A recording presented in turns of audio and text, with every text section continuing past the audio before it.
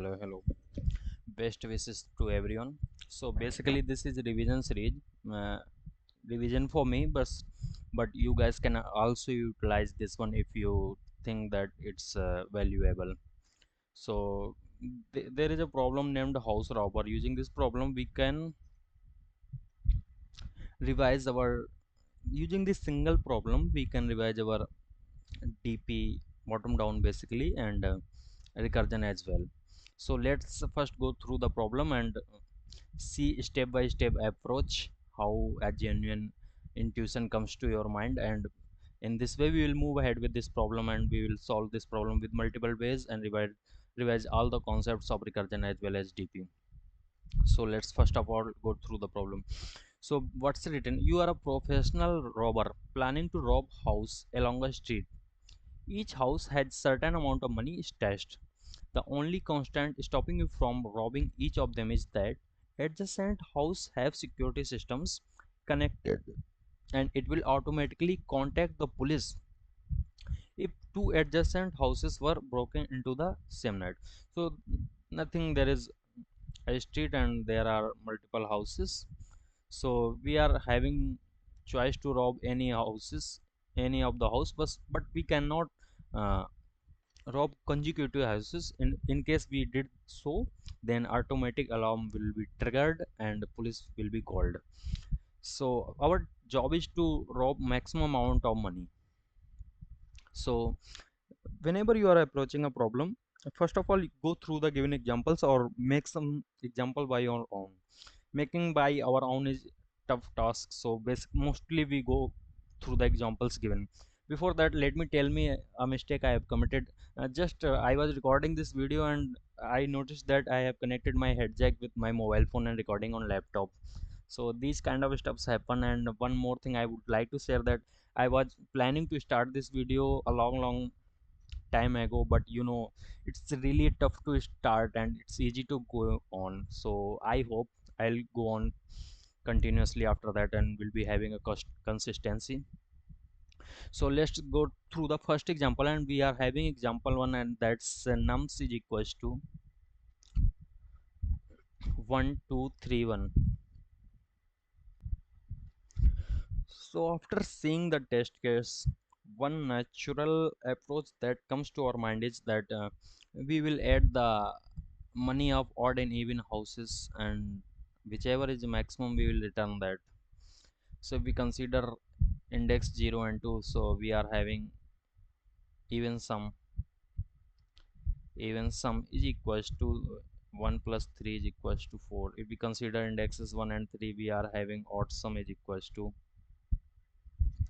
odd sum is equals to 2 plus 1, that's 3. So if we return max of even sum and odd sum, we are getting the answer, that is 4. Okay, if you will write an example 2, you will get this answer. So let's do it for you and for me as well. So if we consider second example, that's nums is equals to 27931.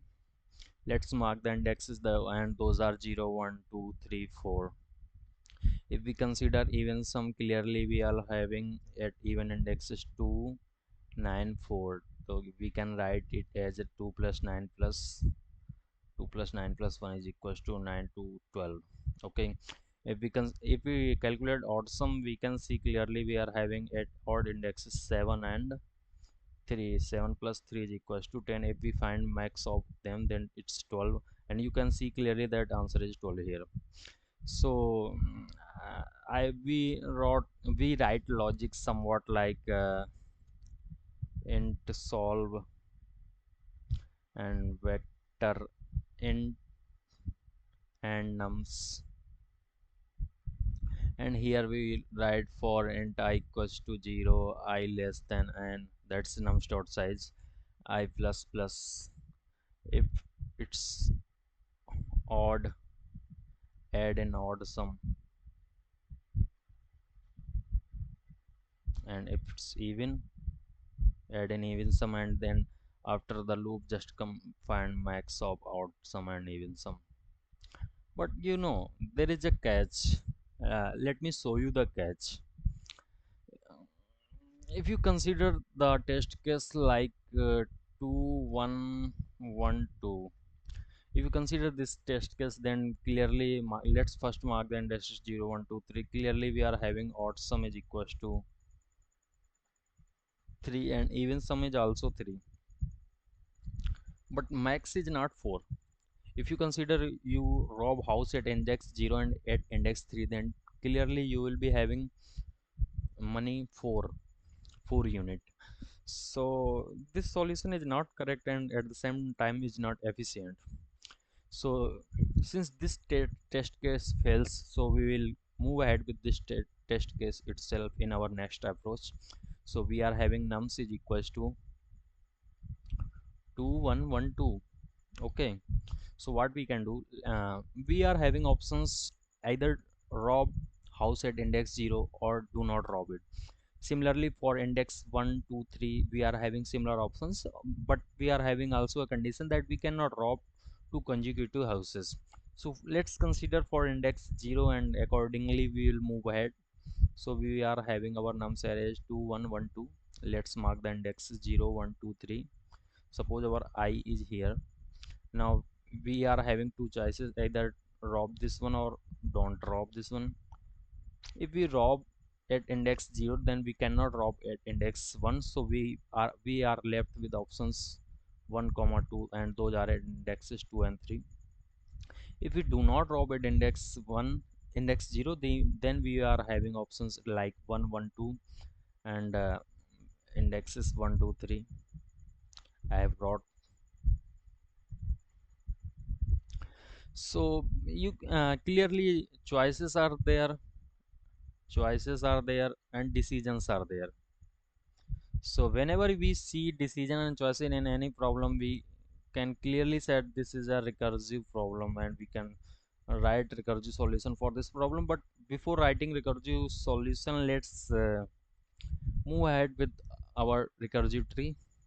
So here let's our I is at index 2, then also we are having two choices, either rob or don't rob this particular index. If we rob this particular index, then we will go out of bound for next iteration, and if we do not rob, then we will be having option of 2. For 2 we will be having similarly choices. For this I, let's consider two choices, rob and do not rob. If we rob, then we are having option of 2 at index 3. If we do not rob, then we are having 1 and 2. You can see that repetitive sub problem is appearing in right subtree. Whenever a repetitive sub problem occurs, we just calculate the result of that repetitive sub problem and store in an array, and that's basically memoization. And clearly that if there is a recursion plus memoization, that means that's a bottom down DP. Okay, we got the intuition, we got the approach, now we just need to write the solution. So before directly jumping to the DP solution, let's first write the recursive solution and then we will memoize that. So here we can write a function like int solve, and we need our I. So basically let's say int start index, from where we will start opting the choice whether we will rob that house or skip that. And so we are having vector int and nums. Clearly if we went out of bound, we will not if our start went out of bound, we will not uh, return anything. So if start goes is greater than equals to nums dot size, just return 0. And after that we are having two choices, either we can rob that particular house or we can skip. So we can write it like int rob is equal to, since we are robbing that house, we will include money of that particular house. Now we will call the solve function again, since we cannot rob next house and we will rob next to next house. So we will do start plus 2 and we will pass our nums. If we skip this particular house, then we will write it since we are skipping, we will not add value of this nums of I, so we will directly write solve. Since we are skipping the, so we can rob next house, so start plus 1 comma nums. After that we will simply return whichever is greater, that's return max of rob comma skip. So when you will run this solution in your lead code window, then you will notice that this solution is giving TLE, and what's the reason for that, and what's the expected solution. Before that, let's do complexity analysis of the solution. So basically we are having kind of array 2 1 1 2, and for each index we are having two choices, either to rob or not. After that again we are having two choices, again we are having two choices, again for this index also we are having two choices, for this index also we are having two choices. So basically if we consider this particular case, then complexity is kind of 2 to the power 4. If we consider n elements in our array, then complexity will be 2 to the power n. Now and this complexity is not expected and desired, and to optimize this solution, what we can do, we can store the results so that we can escape from repetitive calculation. So you can see clearly that in constants it's given that array size is only 100, so we can take a DP array, whatever you name you give, that does not matter at all. So let's write the function int solve int start comma vector int nums. Before that, let's initialize our DP array int dp101, and we are having clearly if start is greater than equals to nums dot size, just return 0. After that we will before exploring further, we will check for that particular index, that have we already answer for that particular index or not. So we can write it like int dp of if dp of start is not equals to -1, then just return dp of start. So we'll not explore that particular start, and after that we can write it like int rob is equals to nums of start plus solve start plus 2 comma nums. Here also we can write it like int skip is equals to solve start plus 1 comma nums. And after that at the end we can return kind of return dp of start is equals to max of rob comma skip, and that's the solution. Hey, just don't forget to initialize your dp in your main function, like I think main function is something kind of, let me see what's the main, int raw vector int nums. So here first initialize our dp array, and you can use mem set dp -1 and dp dot size. There are multiple ways to initialize an array. You could have initialized it like a vector, kind of vector int kind of 101 comma -1, whatever way you opt, and then simply call the solve function with 0 and nums, and you will get the